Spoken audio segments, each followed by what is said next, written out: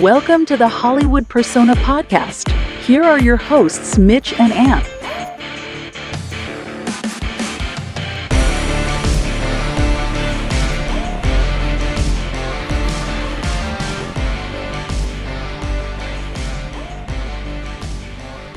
Hello and welcome to the Hollywood Persona Podcast. This is Ant. I am here with my friend and co-host Mitch. Mitch, how you doing? Trying to fix my hair. How are you? Good. Your hair looks great, man. Thank you. It's a mess. Your background is different than normal. You are in a hotel on a trip. Yes, I am. I'm in the lovely town of Cambridge, Ontario, and I brought my mic, but I didn't bring the cord to plug it in. So I'm using the mic that came with my lovely webcam. So hopefully it sounds okay. But yeah, I think it sounds pretty good. We are excited to talk the shit out of Joker Folie à Deux. Yep. And that will be exciting. And we got a couple other ones lined up that we want to talk about. I've seen a couple of the horror movies that I talked were coming to streaming last week. I want to chat about House of Spoils and It's What's Inside. One of those I will suggest, and one I will not. So cool. And I really am curious about It's What's Inside. The few reviews I've read / seen, people are like, go in knowing nothing. This is a crazy, weird, and different movie. Kind of like a whodunit or similar Knives Out story blend. Yeah, and I can't wait. I'll be able to explain it where I'm not giving away spoilers because it's the setup and it's really, really interesting. So cool. And then I'm going to mention The Outrun, which is a new movie that's in limited release with Saoirse Ronan. And then also cool. A Different Man with Sebastian Stan and the gentleman with the interesting facial features from Scarlett Johansson. Adam Bell. Pearson. Adam Pearson. Yeah. I knew it was like a pretty generic name. But he was the man with the cool, interesting and distinguished face from Under the Skin. I know Joker. Spoilers, but does she go through with it with him, or does she leave him alone because she feels bad for him? I think she goes through with it, but that's the turn that makes her start to have feelings. Okay, yeah. And disobey her orders. Yeah, anyone listening to this that hasn't seen Under the Skin, it's excellent. It's got Scarlett Johansson. It's 2014. It's an awesome sci-fi, really cool premise for a movie. Yeah, that's great. And the music's cool in it. It's just one of those amazing movies that didn't make it big mainstream. Yeah. Before we get started into Joker, so we're recording this on Friday the 10th, and so we're kind of in the middle of when we would normally mention box office. But I did want to mention that Megalopolis took a huge historic drop of 72 or 73%, and from its $4 million opening, 70% of that is $1.5 million or something. So that's not much of a surprise. It didn't do well, so nobody thought it was going to blow up at the box office. But then more interesting was Joker opening at under 40 million, less than Madam Web, less than Morbius.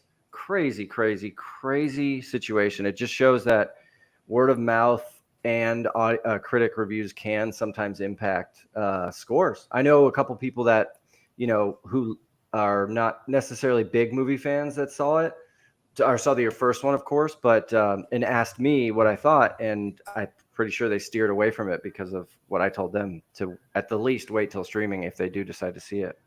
Yeah, I know even I was listening on the way here, and Avery skipped it completely. He's like, once I heard that, he said, I got no interest. He said he really? didn't, but he didn't really love the first one. So, but yeah, we'll get into that. I've definitely got a lot to say about. Yeah. I say, let's go ahead. Let's go ahead and just go to Joker. And I think we're going to talk spoilers in a minute. We will tell you in advance. And, we'll mention it ahead of time because there's a lot. We can say plenty without spoilers, but then I think I'd like to talk about a couple of scenes and a couple of things in it. Yeah. So Joker Folie à Deux, as everyone knows, is the sequel to the box office juggernaut that was Joker of 2017? No, 2019. I think it's 5 years old already, which is crazy. Right, 1920, yeah. Oh, I have it right here. 2024. It's again directed by... It's again directed by Todd Phillips, who everyone remembers from the Hangover movies and what was his? Road Trip. And this is always so fun to say if people don't know this. Todd Phillips, if you guys remember from one of my favorite like boob comedies, Old School. No, Old School. He's the guy that comes over to the house and says, "I'm here for the gangbang," and that's him. Really? That's him. That's director Todd Phillips. And I remember when I first learned that, I'm like, no freaking way, because he's such a like goofy guy that says that. I think that's his only line in the movie. Huh. So this is sequel to the smash success of Joker, and I remember quite loving the first one. What about you, Mitch? Yeah, I think it's like 4.5, almost 5 stars. It a lot of people like to say that it is a kind of copy of King of Comedy and Taxi Driver. Yeah, Taxi Driver, King of Comedy. Yep. So it did have its people who were like, okay, this is taking way too much from these two wonderful movies. Yeah. But I really, really liked it. It was a look into the mind of someone who was mad and like going mad. And it was a great look with a great acting performance and everything. So I think I'm really high on it. Same. I love that first one. It is dark and, a hard watch, but like you said, it's a startling insight into someone who has been abused by family, his peers, the public, the system. He had just no support, and it kind of was just illuminating to see how someone could spiral down and become, like a mass shooter or, do something horrible. And, they could have not even called it Joker. I think the title got people to see it because the public to see it because but change it or keep his name just Arthur and take out the tiny bits of Batman stuff that's in that movie. And you have a great movie still that maybe wouldn't have been seen by as many people. So, but I love that Batman stuff in the original in the first Joker because it was just so small, but it was so impactful, Yeah, it was done really well. And it was. Yeah, it's like, and that movie made you think like, wow, this director really has a handle on things and knows what he's doing. And because it was just subtle enough. And, maybe it was the studio that said, hey, you got to put this stuff in there. And he figured out a way to do it. Yeah. But so this one is the plot officially is while struggling with his dual identity, Arthur Fleck not only stumbles upon true love, but also finds the music that's always been inside him, which is that leaves a lot out of what this movie really is, I think. For sure. And who stars in it? Yeah, so you have, of course, Joaquin Phoenix reprising his Oscar-winning role. Yeah. Lady Gaga as Harley Quinn, and then some supporting characters. Most notably, Brendan Gleeson plays a cop. Catherine Keener plays his lawyer. Zazie Beetz, Steve Coogan plays a journalist interviewing him, and Lee Gill, who is my favorite scene in this movie. One of the only Puddles. Yes, Gary Puddles. Yeah. He's excellent. Yeah, he is excellent. It was really cool to see comedian Tim Dillon. Do you know who he is? No. He's a heavyset, overweight comedian, gay comedian. Okay. He kind of is. I guess he's liked a lot more by right-leaning crowds, but I find him hilarious. He'll take the piss out of anyone and everything. I'm just asking because I'm trying to figure out which character he is. Is he white or black? He's a white guy. He plays a cop. Okay. I think he's the cop who says something like, "Oh, the value of this will go up once he dies." Oh, okay, yeah. He sits in the monitoring room with the cameras. Yeah. Okay. Yeah, I was surprised to see him in here because I haven't seen him act in anything else really. Yeah. His specials on Netflix are pretty funny. That's Tim Dillon. If you Tim like that Dillon. comedy, it's pretty crass. I Yeah. know the name, but And then yeah, so that's about it for names for who's in this. So this movie, well, there was except for that Wonder Woman cameo at the end. Sorry. and yeah, you know, and there is no post credits or stinger here. I don't think, right? I can tell you that right up front. I looked online. Yeah. So I think, you know, you had the advantage of getting to hear feedback before going in. Yes. You know, I saw this almost 2 weeks ago now, Monday, like the very early screening. And so all I had heard was that it did okay at Venice or whatever. But yeah, so I didn't enjoy this at all, really. I have a couple of nice things to say, but I really kind of want to go in on Todd Phillips on this, actually. Yeah, And, I have some things to say about that too. Unless this was on purpose, but I pretty much hate this movie.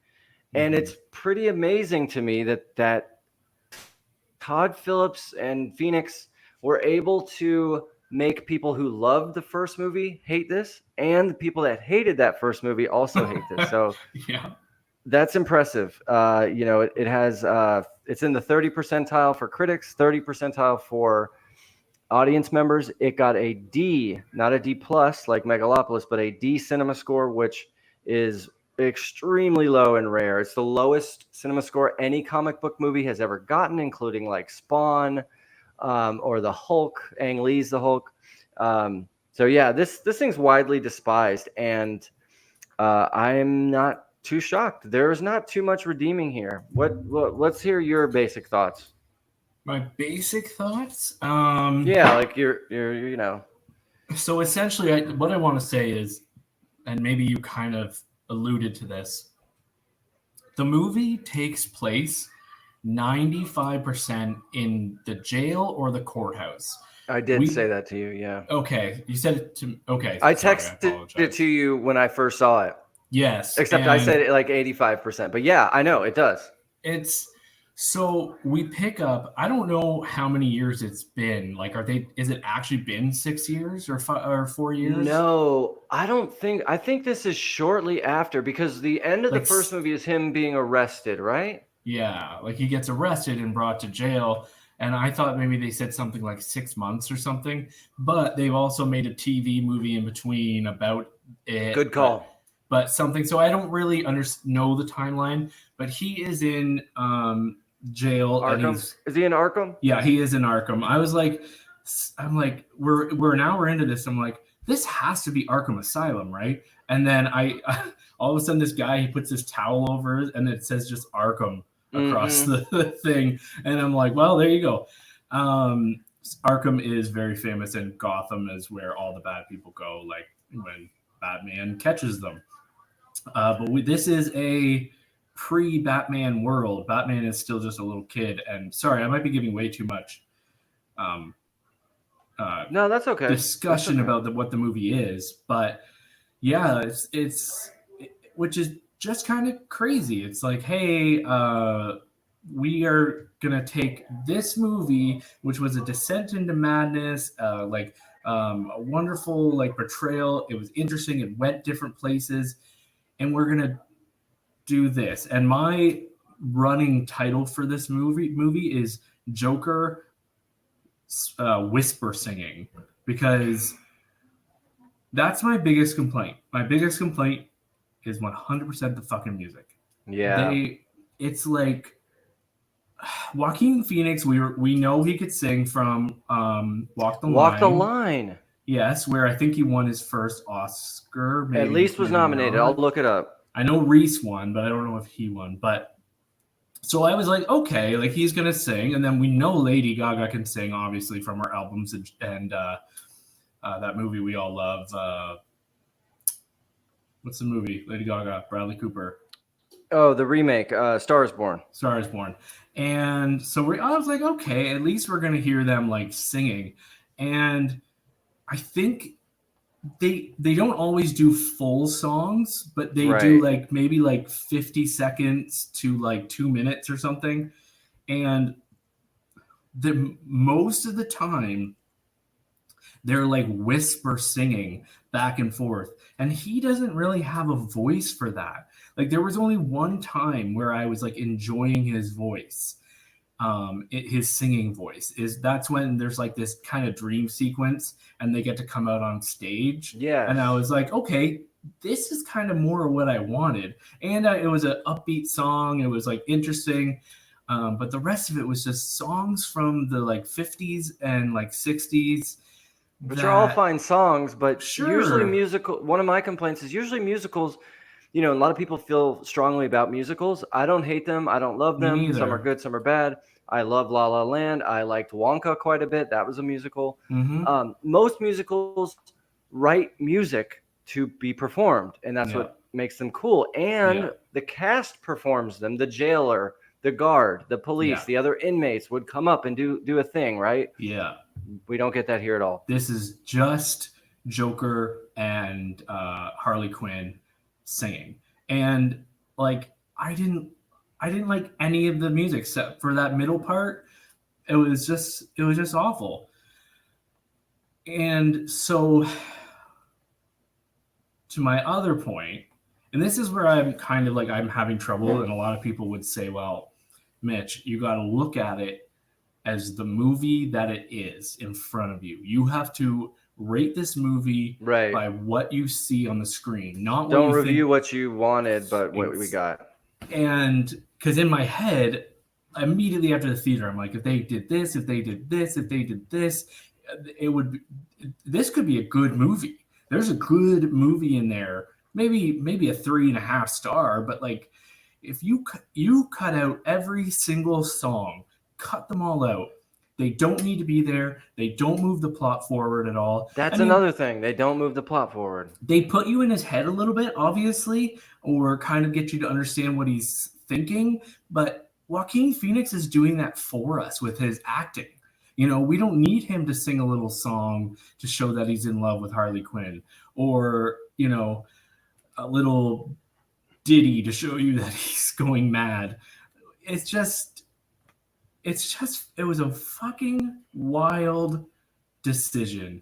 And part of me is, sorry, I'll let you talk in a second. I apologize. No, but keep going, because part of what you're saying about the Todd Phillips thing is, like, I have questions for that man. I'd love to have a one-on-one 60 minutes chat with him because A, is this a joke? Like, is this a joke? Are you saying to us, hey, you all want a Joker too? Well, here it is. And whatever. They got a standing ovation at Venice for like 4 minutes. And there's video of it where Joaquin Phoenix leans over to Lady Gaga and says, wow, that was horrible. He mouths it. And like people like, you know what I mean? So even he hates it. Yeah.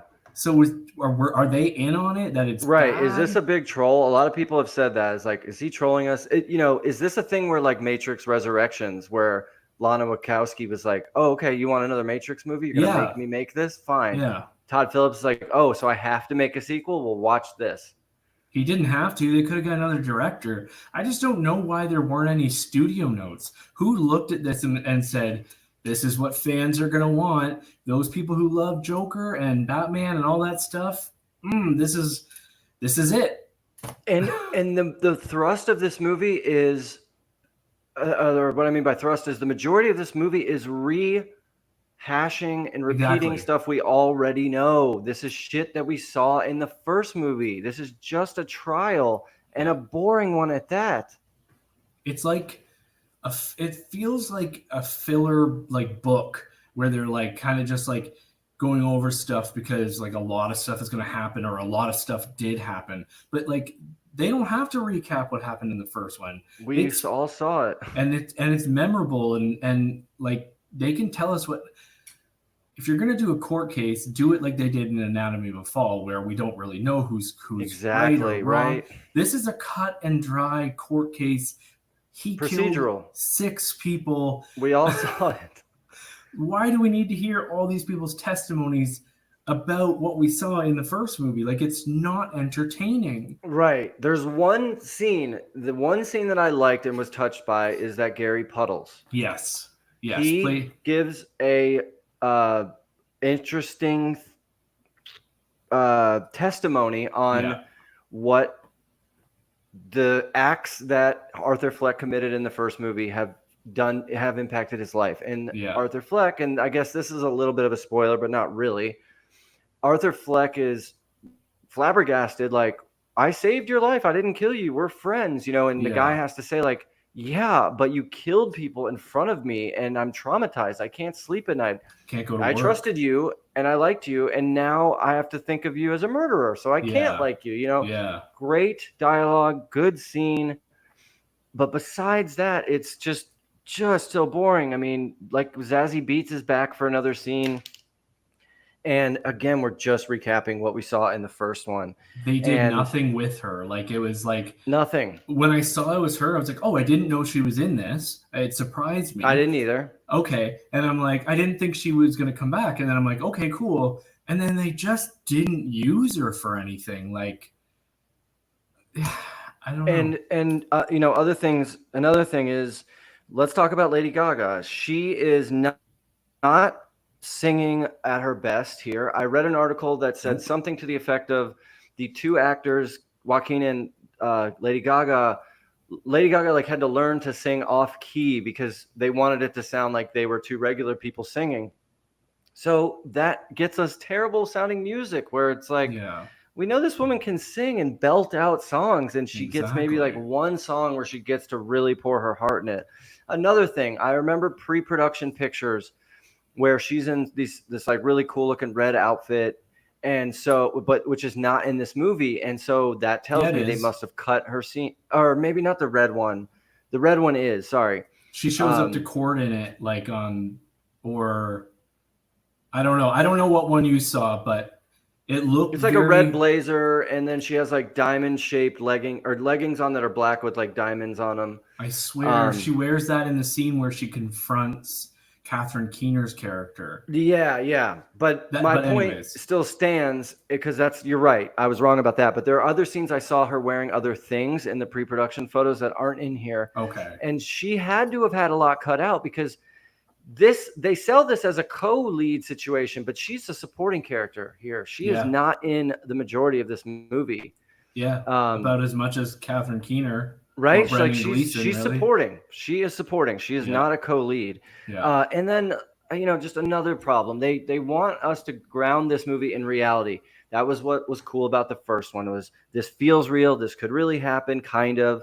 And this one, they present it in that same way, like this is a real situation, but no court would allow him to come in there with his face paint on. And, you know, it's kind of like in other movies where the judge is like, it's highly unusual, but I'll allow it. He pretty much says that at one point. He does. And it's just, so that's like, that just goes against the feeling that we're supposed to get that this is realistic. There's a moment, there was an explosion in this movie. And at that moment, I was like, it took me by surprise. Me too. And I was like, oh, all right, finally, this movie's going to get going. But immediately, a scene later, and it's a cool scene. There's like a nice long take from him, or from that explosion, but immediately it reverses that. It's like, oh, you're about to have fun? Nope, we're going back. We're going back where we just were. Never mind. And I get what they were doing, because the whole, you know, the theme of this, or like the motif, is that there was no Joker. It was Arthur Fleck the whole time. Like that's, and I think back to Todd Phillips, I think he feels personal and feels bad about the people that took up this movie, like the bad behavior people, incels, who took this as they're like, hey, look at this. This is us. This is, you know, and praised Joker as the hero. And he was like, no, you don't understand. Joker's a piece of shit. And this is what would really happen. I think that's what feels like he's doing here. And while that's fine, he's right technically, that does not make an entertaining movie. No. At all. Like Anderson from the Film Vault podcast, he like said they didn't do enough with that. feeling of the people that are outside that want, like, all we saw was like shots of them like, we love Joker, and that's it. We didn't And get we don't in- meet any. We don't know their names. We know nothing about anyone outside this courtroom. Like, they don't pan to anyone and get like, why do you love Joker? Why do you support him? What does he mean to you? No, just, we love Joker. Like, Another movie that came out this year, I don't think you've seen it yet, called Red Rooms. not yet, no. But you know what I'm talking about, right? Yes. That's a and I think I reviewed it or talked about it on here. It's You a did. French. Actually, it's French Canadian. It's a Quebec or Montreal. And it's a procedural about a psycho killer. And that movie is fascinating and interesting, and he could have copied from that in the sense that our intro to the horrible things that this killer is doing is through a character that is coming to the trial and watching it. Whereas this is just like, it's just following him. And the movie is just mean. Like, all the characters are shitty. The guards, there's a scene in this, this is another spoilery scene kind of, but I won't tell it completely. But if you've seen the movie, you'll know what I'm talking about. Brendan Gleeson as a guard. The guard relationships with the Joker is all weird because they seem to be entertained with him or like him, but also despise him. But Brendan Gleeson takes Arthur Fleck to some musical thing, watch a movie or hear a piano or sing or whatever. And they're walking back to his cell, and the guard gives Arthur Fleck a compliment or says, "Nice job back there," or something. Arthur says, "Thank you," or something, and pats him on the back. And the guard just winds up and almost smacks the teeth out of his mouth. And it's like, Jesus, that's mean. Why? Like, okay, all right. Like, and there's another scene where the guards take him into the bathroom and beat the crap out of him. And there's people talking about that scene being even worse than just a physical beating. I don't know if you've heard that. Oh, no, I haven't heard that. Yeah, people are saying that scene is supposed to imply that he was sexually assaulted. They don't show that, so I don't know if that's the case. They say he's in the bathrooms. They pull his clothes off, but you could just say they're trying to humiliate and hurt him. So I don't know what the reality is there. But back to the point I was making, there's no redeeming characters, nobody likable here. Well, Harley Quinn, no, she isn't likable either, and I don't know if she's supposed to be. But in the other adaptations we've seen her in, like the Emancipation of Harley Quinn or the 2016 Suicide Squad, she's at least, or the 2018 Suicide Squad. Yeah, she's great. At least right? Like, she's fun, plucky, and interesting. And she's a bad, quote, bad person, but it's still fun to watch. Here, she's just dry and miserable, and she has no arc, really, no character growth. Back to being reality, she gets to just roam around this place like she owns it. Exactly. He's put in solitary at one moment, and she all of a sudden just shows up like, oh, and she brought him face paint too. It's like, is this realistic or not? Like, what was that movie like? There's a movie that we talked about earlier this year where they're in solitary, the two of them, and then they're allowed to, and then they escape. They're in solitary, but then they escape. No, they're in like kind of a jail, like youth jail. The Crow.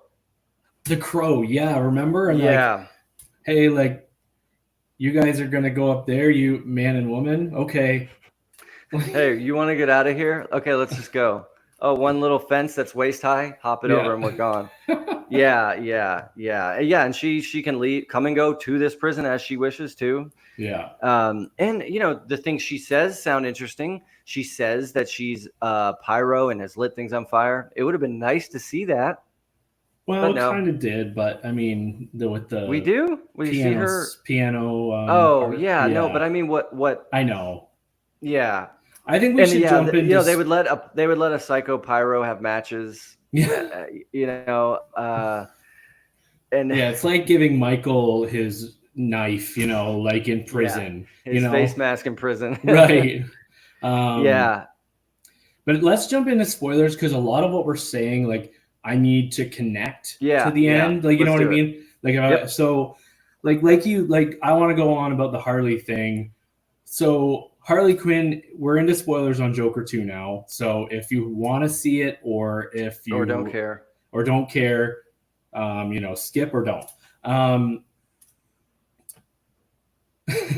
Harley Quinn. So we see Joker walking down the hall, and he sees Harley Quinn like in there, like, oh, and anyways, and then they get to go in there and they get to sing together. And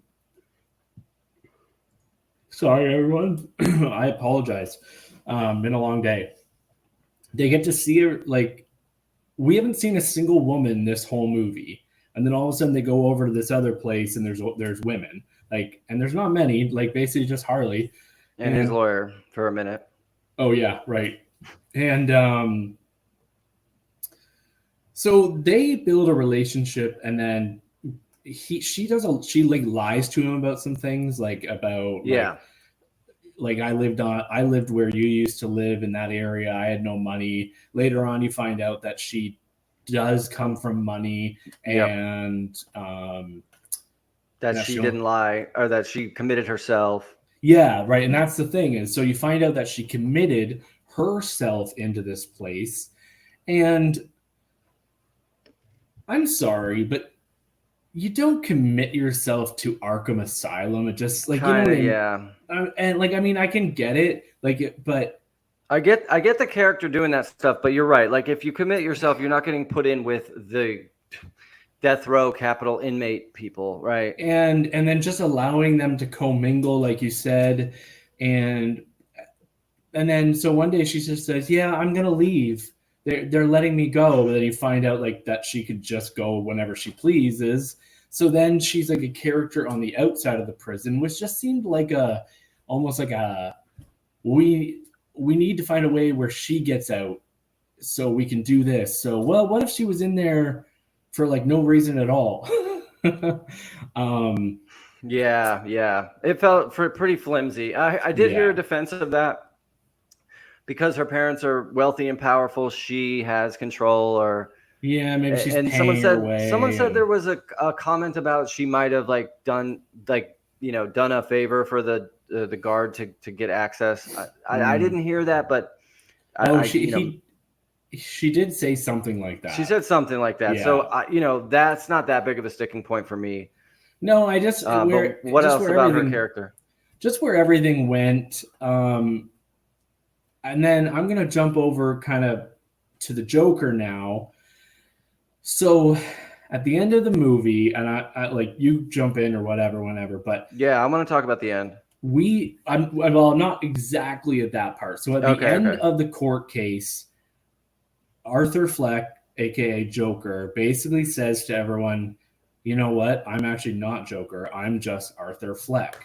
Yes. And I call fucking bullshit, because we just spent 2 hours with Joaquin Phoenix acting his ass off, going between the two characters. He was doing basically multiple personality disorder.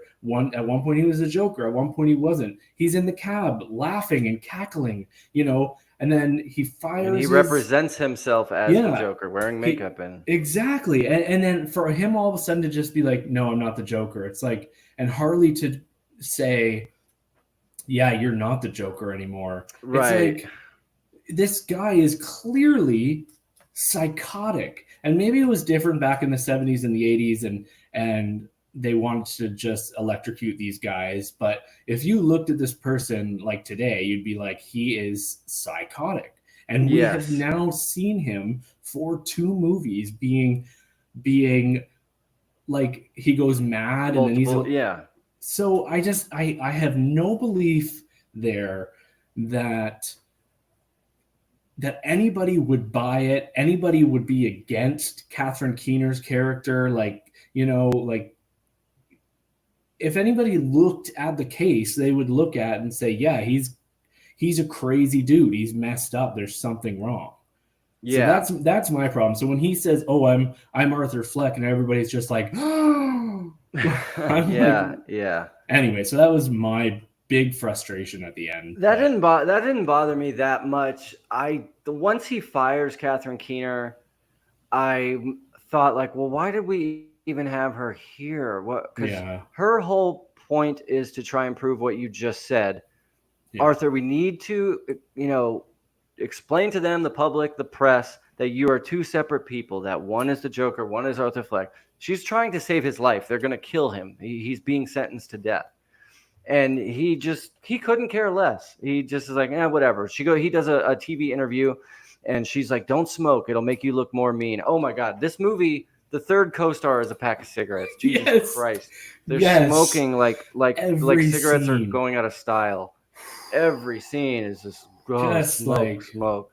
So I wrote in my notes that I got secondhand smoke cigarettes. Oh my God, the amount of smoking. Secondhand cancer from this movie. I'm a former smoker, and I was still like, this is just obnoxious.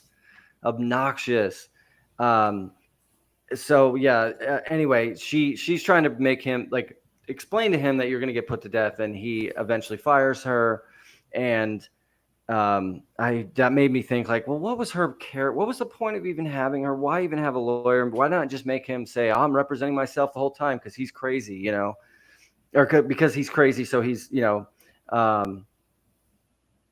that's just like half the movie. Like you're saying, why did we need Catherine Keener? Yeah. Why did we need most of this movie? We didn't. Like it's all like just the first movie over again. And I didn't understand the point. The movie opens with that cartoon. A cartoon. Yeah. And I just didn't understand what the point was including it. I was a little late, so I missed the cartoon. Was it? You didn't miss much. I don't know. I didn't see how it connected. Maybe I'm not smart enough to, interpret what they were going for. But it's a Looney Tunes cartoon. The animation was cool. But I do want to say I did think this movie was shot well. I got to give it that credit. There were some cool shots. Of course, back to the smoking thing. Smoke just looks cool on screen. Yeah, it just does. And they overdo it. They'd way overdo it. But yeah, I thought the cinematography was cool and looked good, and I would love to have been for a movie that I enjoyed. But man, I just hated this movie. And there's a moment in the movie where when they're on the steps and Arthur's like, I'm escaped. We can go live now. And she's like, you're not the Joker anymore. So bye, bitch. And and then she starts to sing, and he goes, no, stop, don't sing. And someone in my audience goes, yes, please don't sing. And everyone laughed and clapped. And back to the musical, like halfway through, as soon as a musical note started, you just hear groans, and it just halts. The movie grinds to a halt. It's like, oh, here we go, another song. Yeah. And, musicals usually use the songs to push the plot forward or give you information that can't be told by dialogue. But what they do here is the music just repeats or reinforces what was just said. So like the example I just said, where they're on the steps and she's saying, bye, sorry, I don't love you anymore because you're not the Joker. The song she sings just says that same thing. Yeah. She's over him. She's tired. She's done. She's moving on. So it was just, the musical idea was so crazy for them to actually go with it. It was a neat idea, but man, before final edit, they should have come to the conclusions, this isn't really working. Let's talk about the last scene. Okay. So at the end of the movie, Arthur Fleck is killed by another inmate. He says, I'm going to tell you a joke, tells him some stupid joke, and then stabs him a whole bunch of time in the stomach. He falls over, bleeding, holding his clutching. Then in the background, in blur, we see that character do the Nolan Joker thing where he cuts his face to make the Joker, as if implying he's now the Joker. I don't really know. But here's my thoughts on the scene. It took me by surprise. I didn't think they would kill him like this or in the movie. But it was so unsatisfactory. So what? He was already being sentenced to death. Yeah. Is this just because... Is it like back to Todd Phillips saying, oh, you want a Joker movie? Is this back to him thinking, oh, well, we're going to kill him so everyone can see, so you can't make me make another one, That's the feeling I got. What did you think of the final scene? Well, I think I'm very positive on the final scene. It shocked me, and then I saw what the guy was doing in the background, and then I was like, okay, I see what they're doing, because people are – and I'm wondering if it was a studio note or something, because Joaquin was never going to do another one of these. I can't believe they got him for a second. B, they want the like fans are desperately wanting this to match up with the Batman in the future. So they have this young guy kill Arthur Fleck. So this young guy will, like, in 10, 20 years, when Batman is Robert Pattinson, they'll be like the same age, and all of a sudden he's the Joker. And then I think those movies are gonna come together at some point. I guess I guess that could happen. Although this actor, I don't recognize him. I don't, I doubt they would make a whole movie with him as the lead, because he's not a named actor. Well, that's what I'm saying. Like, it's like we're in the 80s and Bruce is like a 10-year-old boy, right? Right. So it would jump ahead 20 years. Somebody else. They would probably hire like a, like Paul Dano age or something. I mean, like maybe, but hold on, but I thought, the cool thing, or one of the nice things about the first one was this is independent and disconnected, but you think that might not be the case now? The fans want it to be connected. They've been asking for it. And I guess, like, comparing Joker 1 and Batman, I could see how they could eventually connect, just because they feel dark and similar tone, and we're both good and received well. Yeah, and I could just see, I could honestly see Lady Gaga being Harley Quinn in. She should, man, because this is just not fair to her. In like a crossover, and then it could kind of be a little bit of a world, but unfortunately, no one's ever going to go back and watch Joker 2. Like, who's going to get the DVD and be like, "Oh, I got to watch that again tonight"? Oh, no way! Yeah, this movie is just dead. It's so dead. I can never see myself seeing it again. I can never see recommending it. Like Megalopolis, we talked about recently being a bad movie. That is at least interesting in a, like, wow, what the hell were they going for? Whereas here, it's like, oh no, don't bother with that one. Just skip it. Watch the CinemaSins video about it whenever they come out. It's just a downer. It's a full downer. It's like the aesthetic and the tone is just tone. Yep. You're like every time a song started, I took my phone and I went like this. And I looked down. I looked down at my phone. Yep.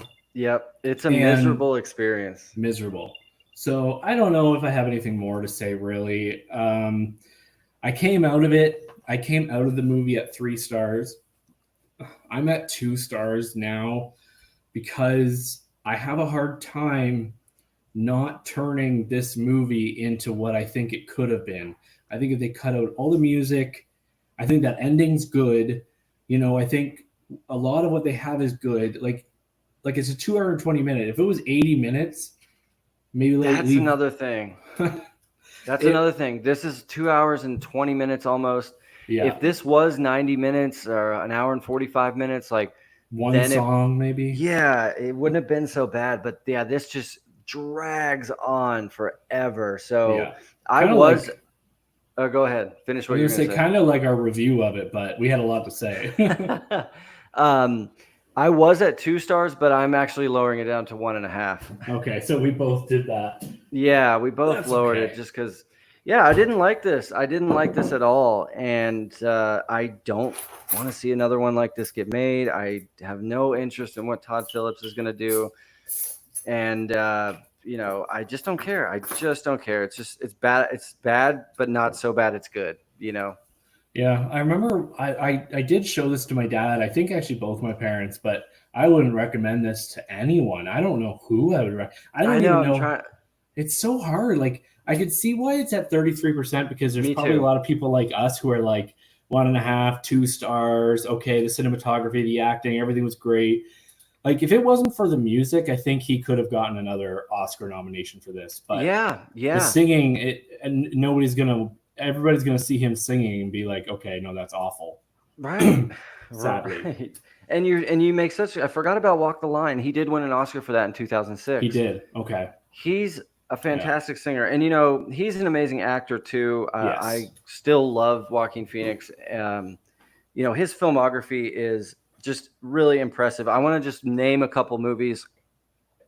that we have him in. So Gladiator, of course, was Yeah, his is one of original his big breakout. breakout. Then recently, Beau is Afraid. He is great in that. Yeah, Even though maybe yeah, the movie isn't the greatest, he's just phenomenal. We for just sure. had Napoleon. He was also good in that. My least favorite role I've ever seen him in is Napoleon. My least favorite is Signs for him.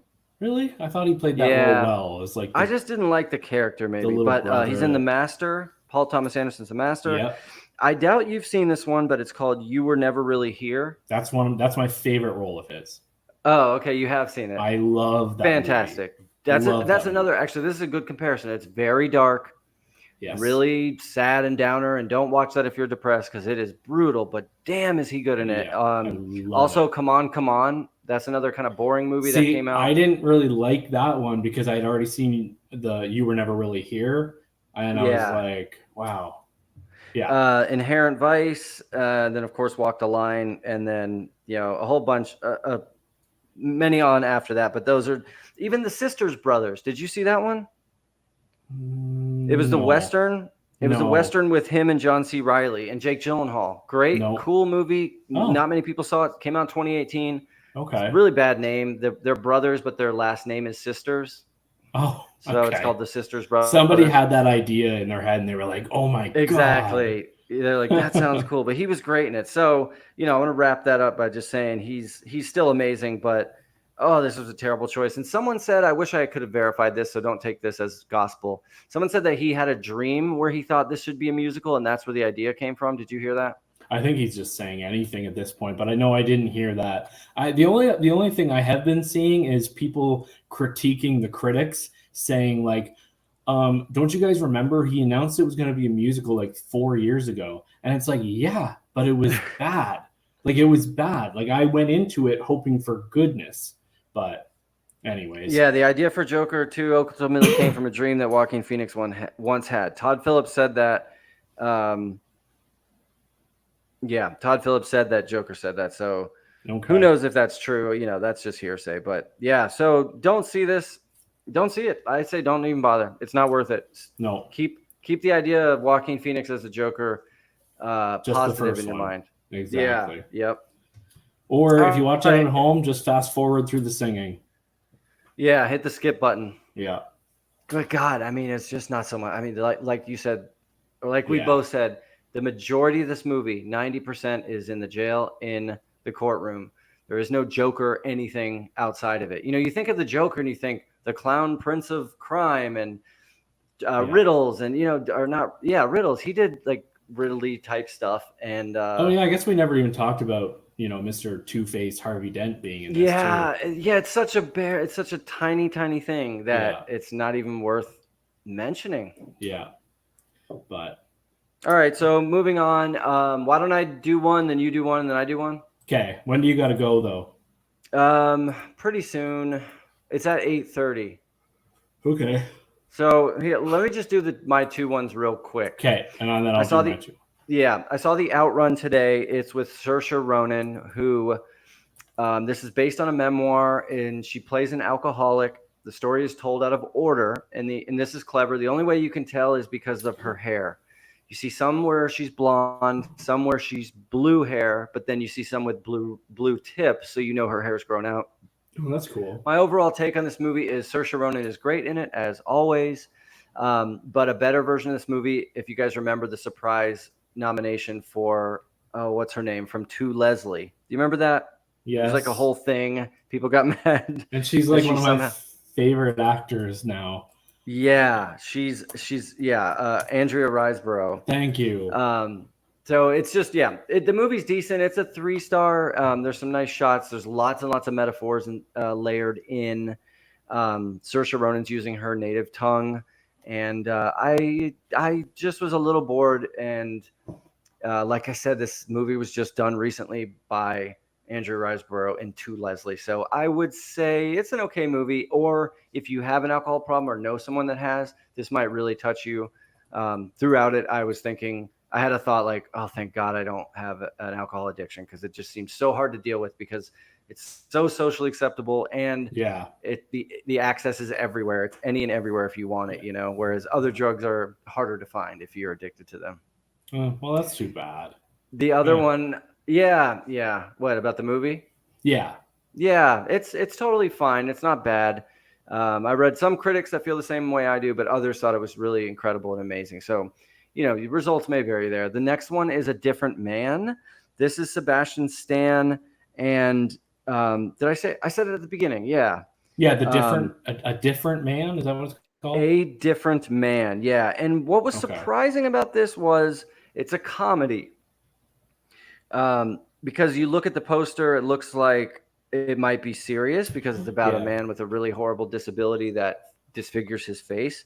But the interesting part about this was Renee Renevisi, the French actress from The Worst Person in the World, is in this. She's incredible. Oh, yeah, right. Yeah, she's great. She has a cool character to play. But the movie's good. It's fine. I gave it 2.5 or 3 stars. The most surprising and best thing about this movie is that gentleman, Adam Pearson, with the face. He is like a real actor. From him in Under the Skin, we think of him as meek and timid and quiet and shy. In this movie, he's singing karaoke. He's the light of the room when he's Oh, he's at wow, a cool. It was shocking. I couldn't believe it. I'm like, wow, this guy he's inspiring. He doesn't let like his disability hold him down or anything like that. It's really impressive. And if you love Sebastian Stan, you know, he's very fun in this, very handsome, and you get to see a lot of him, if you know what I mean, in this movie. Oh. So yeah, but it's in limited release. It's getting harder and harder to see. So if you want to see it, you know, you need to go now. But yeah, that's A Different Man. Let's hear about yours, because I really am curious. So last week I told you about 2 movies that are streaming. House of Spoils is on Amazon Prime, and the movie is called It's What's Inside is on Netflix. I'm going to quickly talk about House of Spoils. They're both horror movies, but I think these are horror movies that fall more into the thriller category. There's more horror. Oh, House of Spoils. Yes, the chef one, right? Yeah. So basically the only person you know in this is Ariana DeBose from West Side Story. Yep. And Hamilton. She was awesome. Yes, Hamilton. So we see her. She is working at this upclass New York restaurant, and then like she the quits. Menu type thing, right? Yes, in that it's like a high and pretentious restaurant. Very pretentious, and she likes it, but she wants to be her own chef at her own restaurant. So she quits. She moves out and finds like this fucking cabin out in the middle of nowhere. And they say that in this world now, like apparently like everybody likes like destination restaurants where like, so anyway, so like people are going to drive out into the middle of the woods for this. I mean, well, remember in the Menu, you had to take a boat to get to this one. I guess. Yeah, that's true. So it's just kind of like been there, done that. The characters, you know, and so she starts cooking, and then she wakes up the next morning, and because she's got to, you know, show her menu off. She gets up, and all of her food has bugs in it and moldy, and she's got to throw it all away, and nothing's going her way. And then she finds that there's, you know, maybe something magical going on around the house, or there might be some sort of something going on. They really just kind of threw things at the wall with this. The characters are paper thin and and irritating, and the ending is just silly. I don't recommend it. Another negative Blumhouse movie. Is it Blumhouse? Damn. Yeah. So I gave it 1.5. I see most of my friends, only 3 of my friends have watched it, and it's all like 1.5, 2.5. So I think it's just not worth a watch, to be honest. Damn, that sucks. Ariana DeBose was also in Argyle, which wasn't great, and ISS, which didn't do well. I know. Because she's great. Bad. She's like beautiful and radiant. Like, yeah, it sucks to see her get. And she's in Kraven the Hunter. We'll see how Oh, that is is. she? We'll see how Yeah. that goes. I don't know. I'm not a huge fan of her yet. I don't Okay. know why. But so, anyways, let's talk about the movie I did like. It's called It's What's Inside, and it's on Netflix now, so it's available to pretty much everyone. It is a horror movie, but like there's one like scary scene, and then the rest of it is basically like a kind of like a not a murder mystery, but like a mystery. It's just a mystery thriller. Yeah. So it's like 7 friends are together. They go out. They said they would be there on the night before this one guy got married. They made this decision in high school, so they all came back together. And there's this one guy who they just thought wouldn't show up because a bunch of stuff happened in high school or college or something college, where he got his little sister drunk, and then like this happened, and you find out more about that later. So he brings this machine, and it's a briefcase, and he opens it up. Right? Yes, yeah. And you take these like nodes and put them on your head, like the stuff you put on for they put on your chest for a MRI or something. MRI or something, yeah. EKG. So EKG, thank you. And so they're on your temples, and it switches everybody into someone else's body. Okay. So that's fun. It's like Freaky Friday. They all of a sudden are in someone else's body, and things kind of start to come out from like their past because people are lying about who they are. People are, maybe there was crushes in the past that they can now, do something about it. Yeah. Sorry, I didn't realize we had someone in the chat. Alex is there. You're the best, Alex. Yeah, so it is very good. Is this my friend Alex or your friend? Because he's talking about the big picture. I don't know. Your friend. Well, I don't know. But yeah, I know. I'm surprised you mentioned the big picture. Yeah. When I saw big picture, I'm like, wait. So it has like a twist at the end. This movie is anxiety inducing because cool. Imagine being put into like all of your friends' bodies, and then I'm not 100% sure how it works. Because like I think you kind of get like their memories or something, and like you might know some things that you shouldn't. But yeah, so there's this couple that are there, and they're together, and like things happen, and I really can't say too much more, but I'll just say I gotta check this out. Yeah, I'm so happy with the person who wrote the Wikipedia page, because this is a hard to follow movie. You got to be paying attention because there's 7 people, and you got to kind of figure out who's in each person's body, because this movie doesn't pander to the audience. It really I like is that. like exactly, and I thought of you when I thought I was like because he hates that, but like yeah, I hate when the movies treat you like you're stupid. Yeah, exactly. And this one's like it does little things to remind you. Like sometimes like you'll see the person, and then all of a sudden like it'll shimmer, and you can see who that person actually is. Okay, yep. And then they have name tags that they can switch around. So really interesting. I gave it 3.5. I could see giving it 4. I think it's right around there. It's cool. It's really, really fun. I'm glad to see that this is good because this cast is a bunch of people I don't recognize except for one woman who I remember from Fear the Walking Dead. Okay. And she was also in Into the Storm, which was like that Twister ripoff, and another movie called Evil is Trending with 17% on Rotten Tomatoes. Oh, okay. So she's been in some bad stuff. So I'm glad to hear that it's good. So one of the main anyone guys, else? Yeah. Yeah, he's played by James Morosini, and you would know him as the son in I Love My Dad with Patton Oswalt that came out like 2 years ago. Oh, Did you see that? Yeah. I didn't see it. I remember this though. It's something about like it looks like he's having a relationship with his dad or something. Yeah. I don't know. I remember it. Yep. And he was good in it. And then also, I want to say, have you ever seen the movie All My Friends Hate Me? No.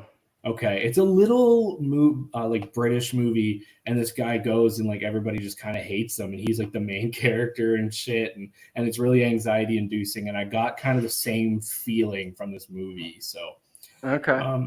so yeah, I Cool. think that's it. I will check it out. You really should. Yeah, Yeah, do you got to let's go? wrap us up. Yeah, soon. Okay, give me 1 second because I do want to say I watched the climax.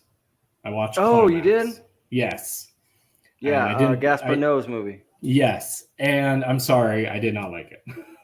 Oh, that sucks. Why didn't you like it? I'm just going to tell you right now, those are not my kind of movies. That's just not my style. Like I didn't like Mandy for the same reasons. Like it's just it's not my vibe.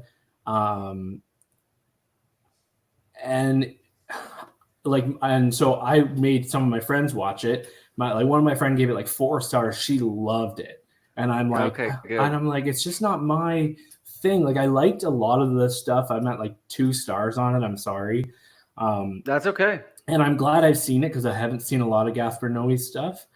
And there's a lot of very interesting stuff in here, but there's just a lot of characters and they're dancing for a lot of it. I thought the opening dance scene was like one of the coolest things I've ever seen. That choreography, the way the camera like goes up above them. See, I wish I saw it in theaters because then I would have been like more raptured, you know. And the person I was watching it with like hated it within 20 minutes, so that didn't help my viewing experience. Oh, I'm sorry. I'm sorry. So that's okay. I'm glad you saw it, and I appreciate your honesty. Yeah, there was a lot. Hopefully you like New Order then. Yeah. So I owe you New Order, and you owe me Labyrinth. I sent that to you the other day. Yeah. So yep. Okay, everyone, thank you so much for listening. We kind of did this one on the fly, and we talked for 40 minutes about Joker 2, and that's okay. But thank you, everyone, for listening. Yeah, we'll be back next week with The Apprentice, Saturday night. Yeah. Terrifier 3. And more. And more. Hit me with the outro. Thank you for listening to the Hollywood Persona podcast. You can find us on Instagram, YouTube, and Facebook at The Hollywood Persona. Perfect. Feel free to email the show at thehollywoodpersona@gmail.com and make sure to rate, share, and follow on whatever platform you're listening to our show on. It's the little things that help. Thank you. And you little shithead, you're staying here. All right, man. I'll let you know what